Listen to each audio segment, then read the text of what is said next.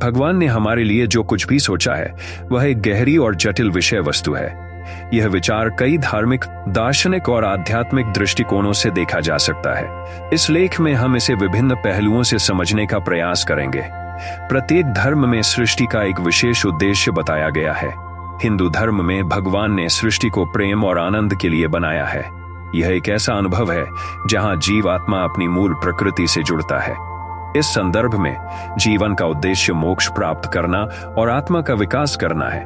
भगवान ने मनुष्य को विशेष बुद्धि, विवेक और स्वतंत्र या मानवीय अनुभवों का समृद्ध करना और अपने कर्मों के माध्यम से धर्म का पालन करना है। मानव जीवन में संघर्ष, प्रेम, दुख और खुशी सभी का महत्व है।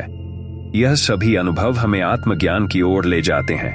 भगवान ने हमें धर्म का मार्ग दिखाया है जो सही और गलत के बीच का अंतर समझाता है। विभिन्न धर्मों के ग्रंथों में नैतिकता के सिद्धांत दिए गए हैं, जैसे सत्य बोलना, अहिंसा का पालन करना और दया करना। ये सब गुण हमें एक बेहतर इंसान बनाने में सहायक होते हैं। भगवान की भक्ति और श्रद्धा एक महत्वपूर्ण पहलू है। भक्ति केवल पूजा पाठ तक सीमित नहीं है, बल्कि यह हमारे जीवन के हर क्षेत्र में सच्चे भाव से भगवान को मानने और स्वीकारने का एक तरीका है। भक्ति के माध्यम से हम अपने जीवन में शांति और संतोष पा सकते हैं। भगवान ने जीवन में चुनौतियां और परीक्षण भी रखे हैं।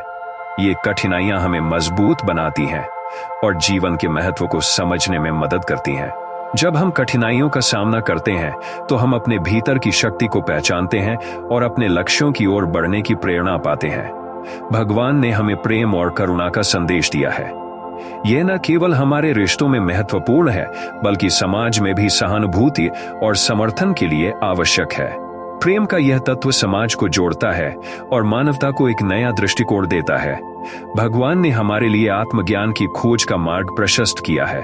जब हम अपने भीतर झांकते हैं तो हम अपने अस्तित्व का वास्तविक अर्थ समझने की कोशिश करते हैं। यह खोज हमें भगवान के साथ हमारे संबंध को और गहरा बनाती है।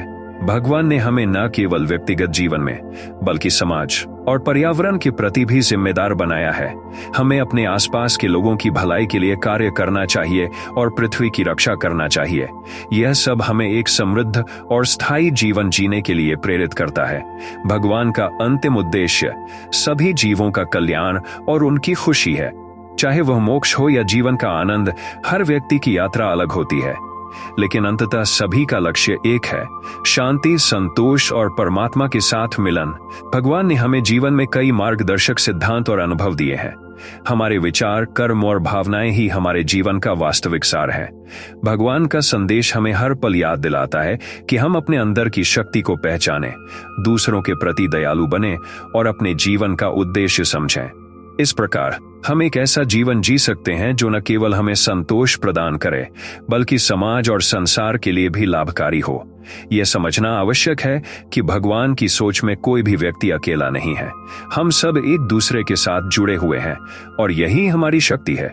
दोस्तों, मुझे उम्मीद है कि आपको मेरी ये प्रेरणादायक कहानी आपके जीवन में सफल बनाने में काम आएगी। दोस्तों, ऐसी प्रेरणादायक कहानी सुनने के लिए आप हमारी चैनल को लाइक कीजिए, सब्सक्राइब कीजिए और शेयर कीजिए।